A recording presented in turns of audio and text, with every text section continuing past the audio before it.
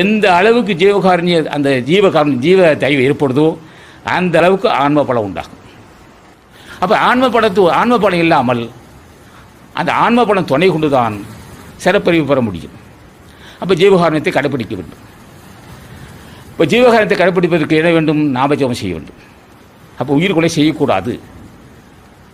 பிறகு உயிர்கள் செய்யக்கூடிய இடையூறுகள் நமக்கு வந்துவிடும். நோயெல்லாம் நோய் செய்தார் வாழாவனார். எந்த அளவுக்கு பிற உயிருக்கு இடையூறு செய்தியோ அந்த அளவுக்கு நீ துன்பப்பட்டே ஆக வேண்டும். அப்போ ராமலிசாமி அகத்தீசர் இருக்க ராமலிசாமிகளை நான் எவ்வுயிருக்கு இடையூறு தராத அறிவு தர வேண்டும் ஐயா. நான் பிற உயிர் எவ்வுயிருக்கும் இடையூறு தராத ஒரு வாழ்வு எனக்கு வேண்டும். எல்லா உயிரும் என்னை போல் எண்ணுதலும் அவ்வுயிர்களுக்கு ஒரு துன்பத்தை கண்டு இறங்குதலும் அவ்வுயிருக்கு சேவை செய்யக்கூடிய வாய்ப்பையும் எனக்கு தந்துள்ள வேண்டும் என்று கேட்க வேண்டும். நல்ல வேண்டுகோள் இது. எல்லா உயிரையும் என்னுயிர் போல் எண்ணுதலும் அவ்வுயிர்களுக்கு வரும் அவ்வுயிர்களுக்கு வரும் இடையூறுக்கு இறங்குதலும் அவ்வுயிர்களுக்கு சேவை செய்யக்கூடிய வாய்ப்பையும் உன் திருவருள் கடாச்சாரத்தால் எனக்கு வேண்டும் கேட்க வேண்டும். எந்த அளவுக்கு ஜீவகாரணிய ஜீவதயவை மேற்கொள்கின்றோமோ, எந்த அளவுக்கு பிற உயிர்கள் மகிழ்ச்சி உண்டு கொண்டுகின்றோமோ அந்த அளவுக்கு நாம் ஜென்மத்தை கடைத்தட்டுக் கொள்ளலாம். அதுவே புண்ணிய செயலாகும்.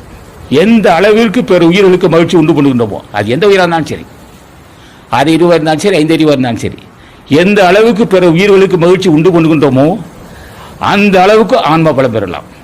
மகிழ்ச்சி உண்டு பண்ண முன் செய்த பாவமெல்லாம் பிடிபட்டு போகும். மகிழ்ச்சி உண்டு பண்ண தன்னை பற்றி அறியக்கூடிய சிறப்பறி உண்டாகும்.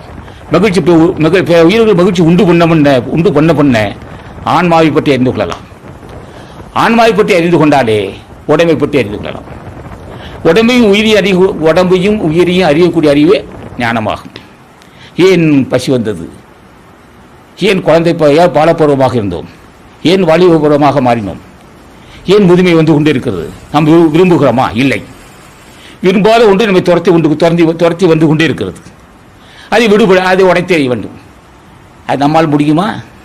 அவர்கள் உடைத்திருக்கிறார்கள். ஞானிகள் வென்றிருக்கிறார்கள்.